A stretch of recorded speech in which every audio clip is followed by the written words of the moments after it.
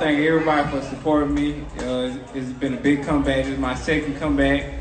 And they thought I'd be done, but April 16th, you're going to see, I'm going to get that WBA belt so I can be the IBF WBC champion of the world. And then we're going to go get the other one, too.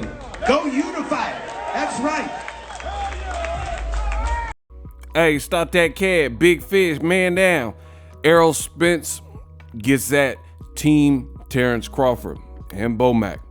Find out what he said right now in this video. What up, Fight World? It's your boy Ego, and I'm back with some more boxing. Wow. Errol Spence really dishes and dunks on BOMAC, specifically of Team Terence Crawford. Now, shout out to Ellie Sekbeck, ES News, reporting. He's on the scene, and the link is in the description. So make sure you check out Ellie's video. He's in the field, and he caught up with Errol Spence Jr., who is in town to celebrate his brother, stablemate and friend, Jermell Charlo, who has a fight coming up.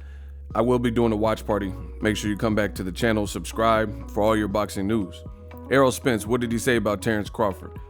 Again, the link is in the description. You can watch it in its entirety. I'm just going to paraphrase. Errol Spence, for starters, he was asked about the pound for pound list. Ellie told Errol that he has him at number 2 and he has Canelo at number 1. And he said, what do you think of the pound for pound list? The question was also something to the effect of, how could Terence Crawford be pound for pound number 1 if he's not even number 1 in the division of welterweight where he currently fights, since you have all the belts except for the WBO? And I thought that was actually a very interesting take and really a good point. Now, I'm not saying this to diss anybody or split hairs. As you guys know, if you follow my channel, I am a big fan of Errol Spence as well as Terence Crawford. But the conversation, that, you know, that's a good way to put it, is if Errol Spence, as I've always told you on my channel, has done the heavier lifting and he's the man with 3 belts, it becomes a little bit more difficult to put Terence Crawford above him. Like, again, I'm not going to split hairs. If people say that Terence Crawford is number 1, so be it, because he is a great fighter and a skilled fighter. And of course, Canelo Alvarez didn't look so hot versus Dmitry Bivol, so he definitely probably dropped on most people's list, right? But if you have Errol Spence number 1, that makes perfect sense too. Errol Spence has definitely done the heavier lifting, and you know, I see a lot of people in favor of Crawford. They keep bringing up the fact that he was undisputed, but the undisputed, simply put, I feel like he fought who he could and who was available, but he was undisputed in a division that wasn't stacked out. In fact, I would take it a step further and say Josh Taylor at 140 pounds, right? That was a more significant run because Josh Taylor had to go through Jose Ramirez and also Regis Prograis. Now, that's not to say Terence Crawford, had he had those names, that he would lose, because I would pick Terence Crawford to beat all them guys, including Josh Taylor. However, that's not how it played out. And, you know, this is kind of the career of Terence Crawford. He didn't have those particular names, so he fought who he could. And his names were the likes of Ndongo and guys like that. So that's who he beat to become undisputed.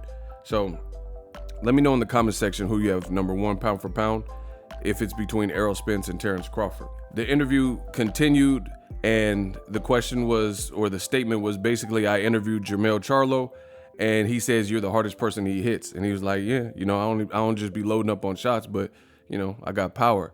He also said, you know, Canelo's doing well for himself. He doesn't fault him for, quote, daring to be great and, you know, just trying to extend himself. But basically, it sounded like Errol Spence was saying the style was all wrong for Canelo Alvarez. Bigger guy who can absorb, you know, the power shots from Canelo, was never discouraged. And listen, you have so many great fighters, former and past fighters, now an active fighter, and everybody is saying the same thing that I've told you on my channel regarding Canelo Alvarez and his fight with Dmitry Bivol. Styles make fights, and Canelo, simply put, he did not look good. He did not look special. He didn't look number 1 pound for pound. Now, I have no problem with somebody, you know, shooting for the moon and then landing on the stars. That's cool. It could be that, but some people are trying to give Canelo a patsy and an excuse, a built-in excuse of why he didn't, you know, rise and why he didn't actually get the job done. But that's not fair to do, because at the end of the day, this is who he picked. He had the opportunity to pick Errol Spence. He had the opportunity to pick Jamal Charlo, etc., David Benavidez, and he picked his fate. So, we can't cry over spilled milk. And as Andre Ward said, give him a soft place to fall, a soft place to land when it doesn't work. Because if Canelo would have knocked out Dmitry Bivol, nobody would say this dare to be great junk, and nobody would be saying that, oh, woe is me. They're just doing that because they've seen the perceived face of boxing and he didn't look good. So they're searching and they're in mystery and questioning, how could this have happened? Well, there had to be something up. It had to be the weight. It had to be, it was a combination of things. But ultimately, it's neither here nor there. He didn't get the job done. Errol Spence pretty much concluded and kind of made it sound like Canelo, he'll be all right. He made $55 million or whatever he got. And he's making them big boy purses on the Forbes list. So, in the end, he tried, came up short. The Bivol style, he said, was a bridge too far or too much. And that's just the way that is. Errol Spence then went on the elevator. They hopped on the elevator. He's going up to his room, probably getting fresh for the night, getting some drip, whatever. And it looked like he was coming back from shopping. Errol Spence Jr. on the elevator, he was asked about, hey, you had that situation with BOMAC where you randomly posted BOMAC's box rec. Why did you do that? Simple question. Errol Spence gave a simple answer. And that's when you really heard the Southern drawl and that Texas accent come out. He was like, he trash. Like he said, that's literally verbatim what he said. He said, BOMAC, cuz he trash.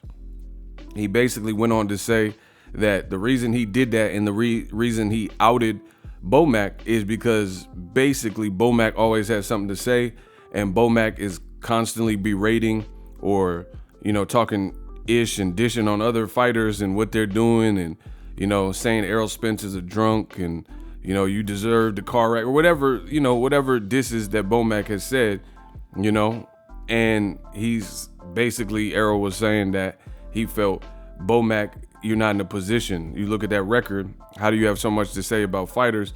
And he said that you are a 300-pound super heavyweight. That's 5'7". He said, so if you're not going to be disciplined, because he doesn't think that would be, somebody who's 5'7" and 300 pounds or whatever, he says you shouldn't be fighting that super heavyweight, or you should be in better shape or whatever. He's basically saying in the interview, how are you trash talking anybody else about discipline and saying Errol Spence lost discipline or, talking this and that, and then you 300 pounds is what he was saying. Wow. So you guys can check out the interview for yourself. Hear it fresh from the horse's mouth. Errol Spence said he trashed. That's why he did it. This Terence Crawford Errol Spence fight surely is heating up. There's a lot of different ways to view it. Some people are insistent Terence Crawford would beat and or stop Errol Spence. Some people are insistent Errol Spence would body Terence Crawford. And really, it's for all the marbles, undisputed. This is the opportunity to prove it. And like I said earlier in this video, Terence Crawford, he was undisputed in a division like 140. Although I told you also in this video that Errol Spence has done the heavier lifting, this would give a signature win to Terence Crawford.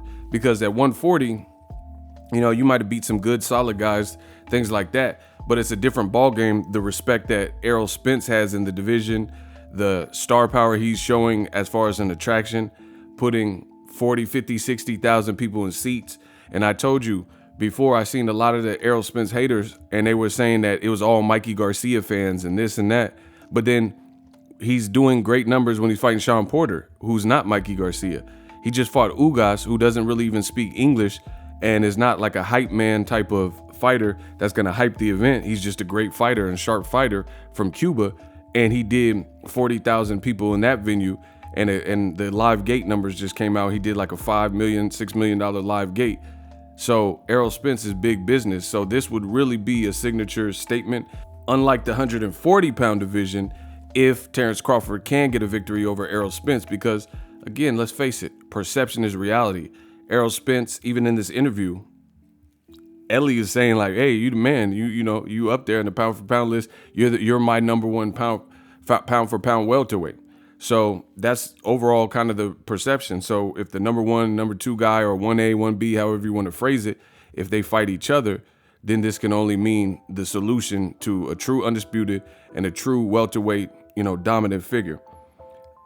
He also gave hope in this interview. Errol Spence, he covered a lot in a short period of time. Errol Spence said that he thinks the fight can happen. He said, I've already agreed to the fight on my part, so the rest is on him. Make sure you guys check out Jermell Charlo versus Castano 2 coming up next, and the watch party on my channel. Subscribe, as always, hate, comment, and subscribe. Till next video is Ego signing off. The future is now. The Hibernation 5s by Kenichi Bear. Hybrid gaming and lifestyle headphones. Out of the box, you can connect to any console or PC. Bluetooth ready with a low latency USB adapter, color RGB, and extreme bass mode. The Hibernation 5s adjust to you. Whether you need a gaming, travel, gym, or lifestyle headphones, the Hibernations got you covered. The new Hibernation 5s, link in the description. Customize the way you hear the world. Welcome to the nation.